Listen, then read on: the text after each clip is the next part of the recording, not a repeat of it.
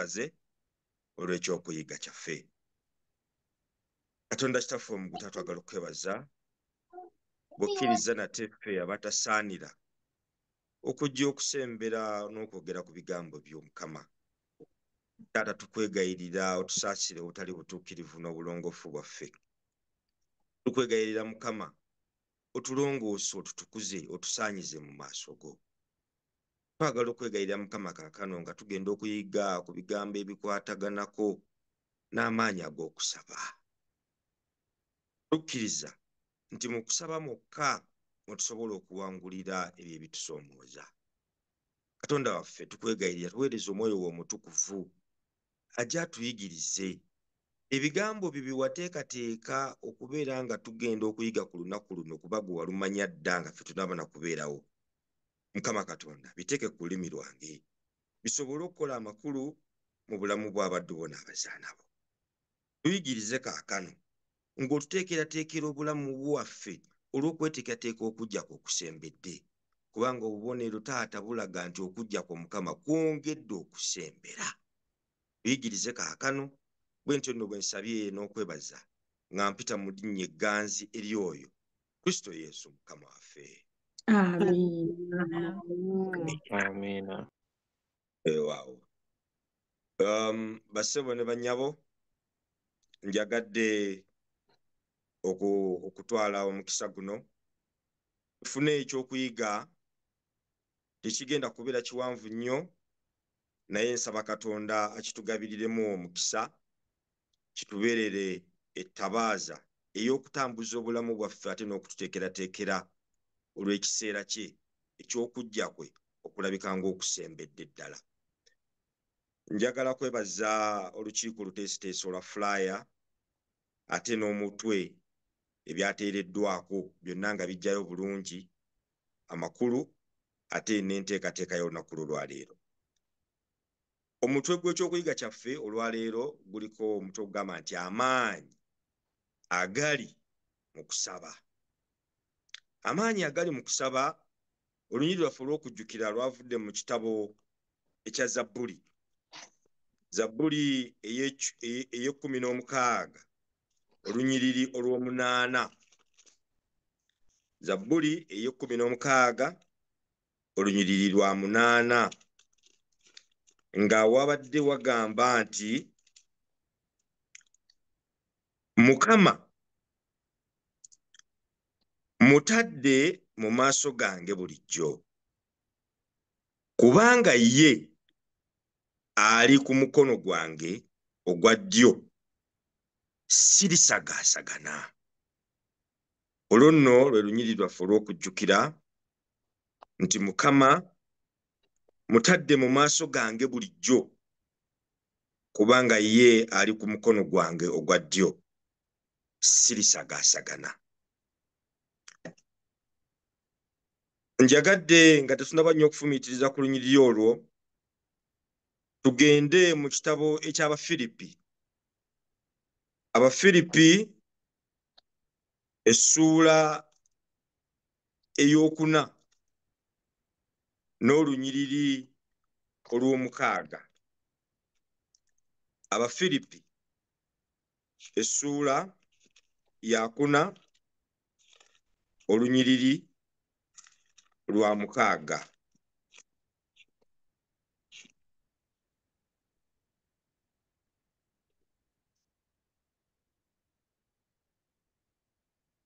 Abafiripi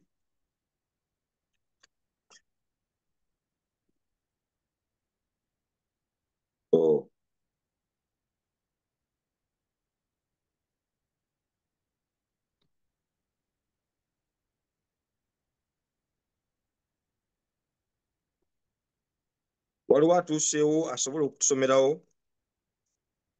Yesebuka nsome. Yetusomere.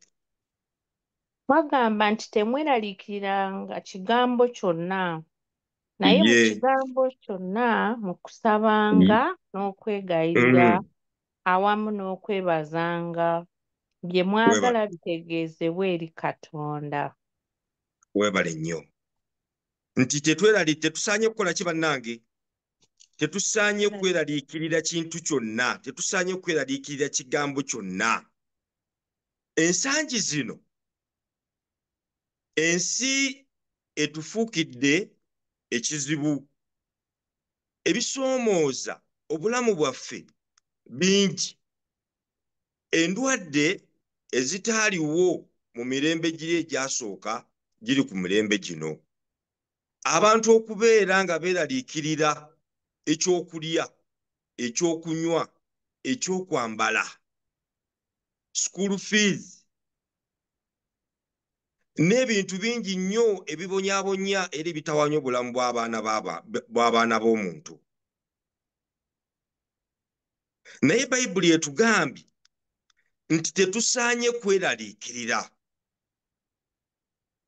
Njagala okubategeeza mikwano gyange nti buli muntu ali wano essaawa eno mu kusinza kw'olwaleero, toyinza kubeera ng'oli mulamu nga tolina kikweraliikiriza. Buli muntu alina ky'ayitamu ekisoomooza eri obulamu bwe.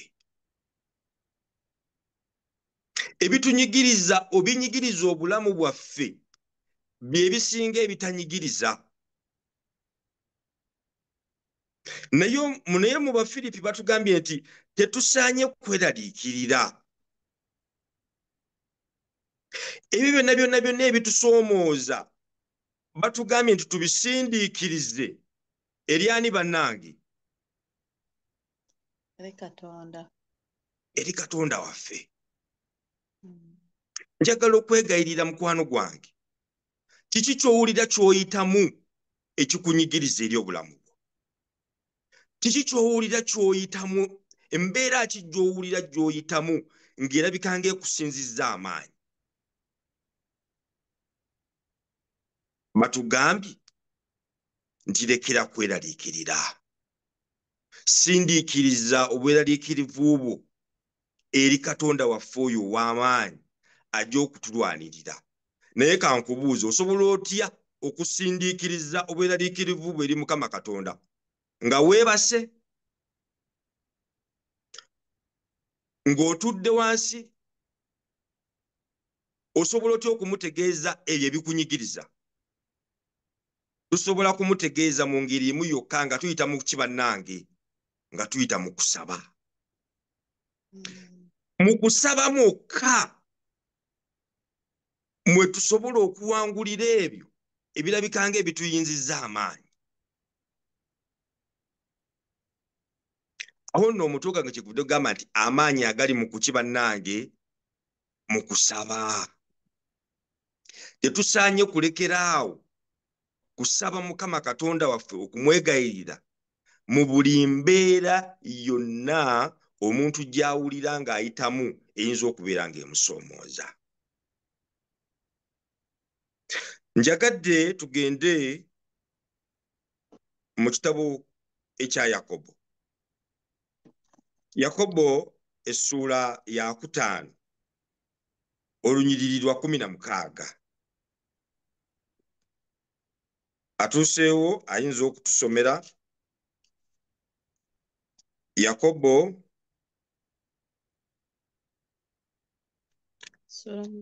wagamba ye kikale mwatulaganenga ebibi byammwe mwekka na mwekka, ye musabiraganenga mulyoke muwone.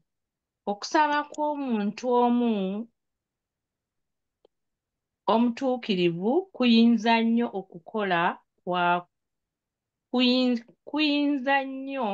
mu kukola kwakwo. ye nti kale mwatuliraganenga ebibi byammwe mwekka na mwekka, musabiraganenga mulyoke muwone. Okusaba kw'omuntu omutuukirivu kuyinza nnyo mu kukola kwakwo.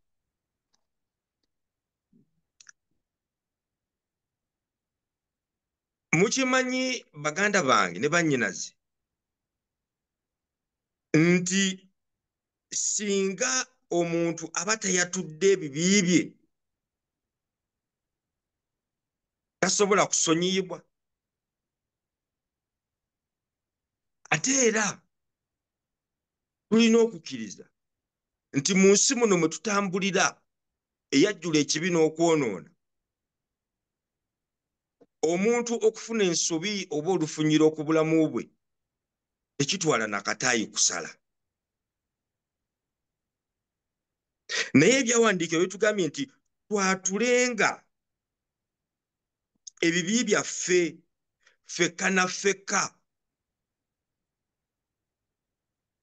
Bwe tumala okwatula ebibi byaffe ffekka na ffekka nga tumaze okukkiriza nti tusobeza mu maaso ga Katonda ne twenenya, Bayibuli etugambye nti musabiraganenga mulyoke muwone. Mu kusaba kwokka mwe tusobola okufuna obuwonero oba okuwona olw'ebibi byaffe bye tuba tusobeza Katonda waffe. N'olw'ensonga eyo amaanyi agali mu kusaba ge gatuggyako ebibi byaffe oba okwonoona kwaffe kwe tuba twonoonye Mukama Katonda waffe. Tewaliiwo ngeri ndala yonna omuntu gy'asobola okweterezaamu wakati we ne Katonda we nga tayise mu kusaba.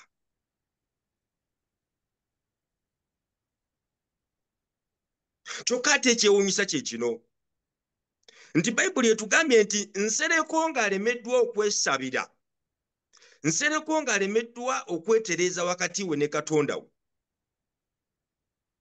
ate owooluganda Ivan olw'obutuukirivu bwe mu maaso ga Katonda asobola okuwaayo essaala n'etereza ensobi za nsereko. N'olw'ensonga eyo tetukoowa okwesabira ate n'okusabira bannaffe. Wano nsuubira nti waliwo abazadde abalina abaana. Bayibuli ekubiriza abazadde bulijjo okubeera nga tusabira abaana baffe. Lwaki? Kubanga oba oli awo essaala y'omuzadde Katonda ayinza okugiteekako essiira n'ekola ekyenjawulo olw'okutereeza obulamu bw'abaana be. Omuwandiisi wa Bayibuli kyavudde atugamba nti okusaba kw'omuntu omutuukirivu kuyinza nnyo mu kukola kwako. N'olw'ensonga eyo abooluganda mbasaba nga mbegayirira, tetukoowa kusaba, kubanga essaala ya nsereko nga tekoze ate eya Miruka ekola, eya Miruka nga tekoze ate ey'okumu ekola, ey'okumu nga tekoze ate eya mwami Ivan eyinza okukolawo. Katonda awuliriza essaala zonna, ate y'oluusi ndowooza n'atoolamu n'okutoolamu eriwo eyinza okubeera ng'ekoze amakulu mu kiseera ekyo. Kineewuunyisa nnyo abasajja abo Abasiraamu. Omusiraamu ne bw'aba agenda kutuula mu takisi ebiseera biri nga tutambulira mu takisi entambula ey'olukale, bw'atuula bw'ati nga mu mwatudde eddeyo olutuula mu kifo ekiraga nti bisimillah, yeewonga mu mikono gya Mukama nti amutambuze oba ateekewo obukuumi bwe ng'atambula. Essaawa yonna babeera kugamba nga beekuumira mu kusaba essaawa yonna. Naye osanga omukristaayo nga bwe yazuukuse ku makya n'ava mu kikunta kye oba mu buliri bwe, Katonda bw'amusaasira n'ayogerako naye essaawa eyo, olwo tajja kuddamu okutuusa lw'anannyuka okuddayo akawungeezi ewaka ate basabe akawungeezi. Naye Bayibuli etugamba nti essaawa yonna, ekiseera kyonna tulina okubeera nga twekuumira mu kukola ki bannange? Mu kusaba. Funawo akadde ng'oli ku mulimu gwo, naye eddakiika 2 weegayirire Mukama Katonda, yogerako naye. Mu kusaba mwokka mwe tusobola okuwangulira ebyo ebirabika ng'ebiba bitusinzizza amaanyi.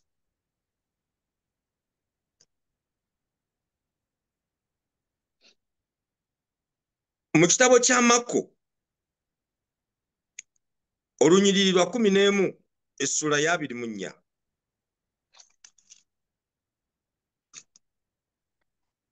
Mako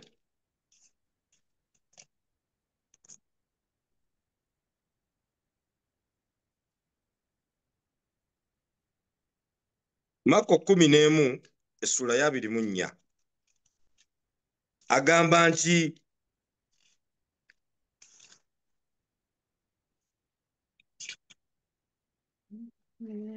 agamba ssebo ye kyenva mbagamba nti ebigambo byonna bye musaba ye n'okwegayirira mukkirize nga mubiweereddwa wewa era mulibifuna. webale nnyo nti kyenva mbagamba nti ebigambo byonna bye musaba n'okwegayirira mukkirize nga mubiweereddwa era mulibifuna. Amaanyi agali mu kusaba mwokka we wali essuubi ly'omukkiriza nti ebigambo bye twogera ne Mukama Katonda waffe ate Bayibuli etugambye nti byonna bannange kyekyewuunyisa nti ebigambo bye twogera ne Mukama Katonda byonna bye musaba n'okwegayirira, ekitegeeza nti mu kusaba nga tusaba tuteekeddwa n'okwegayirira ne tukola ki bannange ne twegayirira. Nti ebigambo byonna bye musaba n'okwegayirira mukkirize nga mubiweereddwa era mulibifuna. Okusaba kwetaagamu n'okukkiriza. Tosobola kusaba busabi luwalo ng'ayitambula mu kkubo ng'ayita mu ki, naye Bayibuli etugambye nti tusabe ng'ate tulina n'okukola ki bannange? N'okukkiriza. Kwankuwa ekyokulabirako, ffenna twaliko abato ng'abaana, naye twagendanga eri bakadde baffe okubagamba ssente za trip nga batutumye ssente za trip ku ssomero genda okulambula Entebbe ku kisaawe n'okugenda ku Lake Victoria n'okugenda okukyalira beekeri ya Ntake naki, naye wavanga ku ssomero okugenda okugamba mukadde wo okumugamba nti batutumye ssente za tuwa ng'oli mukakafu ddala nti ngenda kugamba daddi era ssente agenda kuzikola ki? Agenda kuzimpa. Kaakati ffe tugenda ne tusaba Katonda waffe n'omutwalira ensonga z'owulira nga zikunyigiriza, z'owulira nga zinyigiriza obulamu bwo, naye ekyewuunyisa nga ogenze n'okubuusabuusa oba anaddamu essaala oba anaakola ku nsonga zange oba binaaba bitya. Bayibuli etukuutidde n'etukubiriza nti nga tugenda okusaba Katonda waffe, nga tugenda okumwegayirira, tugende nga tumusaba naye nga n'okukkiriza tukola ki bannange? Tukkiriza. Bwe tunaasaba Katonda nga tetulina kukkiriza, oba oli awo tuyinza n'obutafuna ebyo bye tukoze eki bye tumusabye. Bayibuli kyetuvudde etukuutira mu lunyiriri luno olwa 24 nti kyenva mbagamba nti ebigambo byonna bye musaba n'okwegayirira mukkirize nga mubiweereddwa era mulibifuna. N'olw'ensonga eyo okukkiriza kikulu nnyo era kukulemberenga nnyo wakati mu kusaba nga tusaba nga twegayirira Katonda.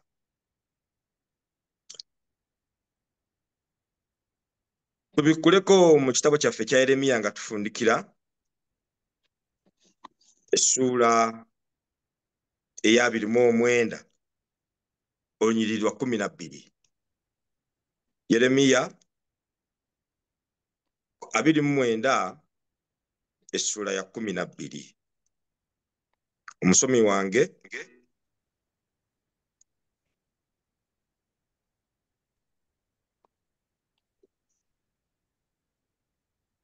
omusomi waffe wali Yeremiya 29. Kale kansome ebiso. Ye maama. Agamba nti era mulinkaabira ye era muligenda ne munsaba ye nange ndibawulira. nange ndibawulira. Bannange, bwe tukaabira Katonda waffe nga tuyise mu kusaba, Bayibuli etugambye okuyita mu Yeremiya nti naye ajja kukola ki bannange? Ajja kutuwulira. Ajja kutuwulira. Katonda ajja kutuwulira singa tunaayita mu kusaba ate kwokka. Tunyweze ekigambo ky'okusaba nga tutegeerera ddala nti amaanyi agasobola okutuwanguza ensi eno ejjudde ekibi tusobola kugiyitamu n'okugiwangula nga tuyise mu kusaba. Bwe nabadde nteekateeka ekyokuyiga nafumiitiriza ku bigambo ebiri mu Samwiri ekisooka, 1 Samuel essuula esooka olunyiriri lw'omwenda mpaka ku 2. Samwiri ekisooka essuula esooka olunyiriri olw'omwenda mpaka ku 2. Waliwo emboozi enkulu ennyo ewa ekyokulabirako ku nsonga y'okusaba. Wagamba bwe wati nti awo Kaana n'agolokoka nga bamaze okulya mu Siiro era nga bamaze okunywa. Awo Eri kabona yali ng'atudde ku ntebe ye awali omufuubeeto ogw'omu yeekaalu ya Mukama. N'omwoyo gwe gwali nga gumuluma, n'asaba Mukama n'akaaba nnyo amaziga. Ne yeeyama obweyamo n'ayogera nti, Ayi Mukama ow'eggye, bw'oliba ng'ontunuulidde ennaku omuzaana wo z'alabye, n'onjijjukira n'oteerabira muzaana wo, naye n'owa omuzaana wo omwana ow'obulenzi, awo ndimuwa Mukama ennaku zonna ez'obulamu bwe, so n'akamwano tekaliyita ku mutwe gwe. Awo olwatuuka bwe yayongera okusaba mu maaso ga Mukama, Eri ne yeekkaanya akamwa ke, era Kaana yayogera mu mwoyo gwe, emimwa gye gyatobera, naye eddoboozi lye teryawulikika. Eri kyava alowooza nti atamidde. Eri n'amugamba nti, olituusa wa okutamiiranga? Weggyeeko omwenge ogwo. Kaana n'addamu n'ayogera nti, nedda, mukama wange, nze ndi mukazi alina omwoyo ogunakuwadde. Sinywedde mwenge newankubadde ekitamiiza, naye nfuse ebiri mu mmeeme yange mu maaso ga Mukama. Toyita muzaana wo muwala wa Beriraali, kubanga mu kwemulugunya kwange okusukkiridde ne mu kunyiiga kwange mwennyimye okwogera okutuusa kaakano. Awo Eri n'addamu n'ayogera nti, genda mirembe, era Katonda wa Isirayiri akuwa ebyo by'omusabye. N'ayogera nti, omuzaana wo alabe ekisa mu maaso go. Awo omukazi ne yeddirayo n'alya, amaaso ge ne gatokeeterera lwakubiri. Awo ne bagolokoka enkya ku makya ne basinza mu maaso ga Mukama, ne baddayo eka. Ne batuuka mu nnyumba yaabwe mu Laama, Erukaana n'amanya Kaana mukazi we, Mukama n'amujjukira. Kaana yamala ekiseera ng'akaabirira Mukama olw'okumuwa omwana. Era Bayibuli wano etulaze nti mu kifo ky'okugenda ku ndagu, mu kifo ky'okuddukira okufuna obuyambi awantu awalala wonna, Kaana yasalawo okuddukira eri Mukama Katonda n'amukaabirira, n'ayiwa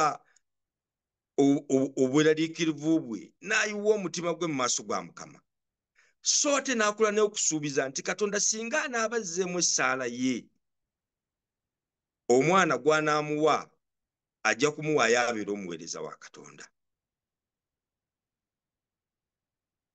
Tukiraba ku nfundikira y'emboozi eno nti Katonda yaddamu essaala y'ani bannange? Kaana. Yaddamu essaala ya Kaana. Era n'amuwa omwana gwe yamusaba. Weewaawo Weewaawo. njagala kufundikira ekitundu kino nga njagala okubategeeza nti Kaana si wanjawulo nnyo ku ggwe Rose. Kaana si wanjawulo nnyo ku Damali. Kaana si wanjawulo nnyo ku Mama Betty ono gwendaba. Kaana si wanjawulo nnyo ku Musawo Milka. Kaana si wanjawulo nnyo ku Oluganda Josh. Kaana si wanjawulo ku ffenna abali ku mukutu guno. Ebigambo Kaana bye yasaba Katonda naffe tusobola okubimusaba. Naffe tusobola okumukaabirira ne tumukoowoola nga Kaana bwe yamukoowoola. Mbeegayirira tweteeke mu maaso ga Katonda, tuyige okusaba obutakoowa, tuyige okusaba nga tukkiriza nti bye tusabye Mukama Katonda agenda kubitukolera era agenda kubituweeramu omukisa. Awo wokka we tugenda okubeera abawanguzi, we tugenda okusobola okuteekateeka obulamu bwaffe olw'ekiseera ky'ekisembedde eky'okututwala eyo gy'ali awasiimibwa.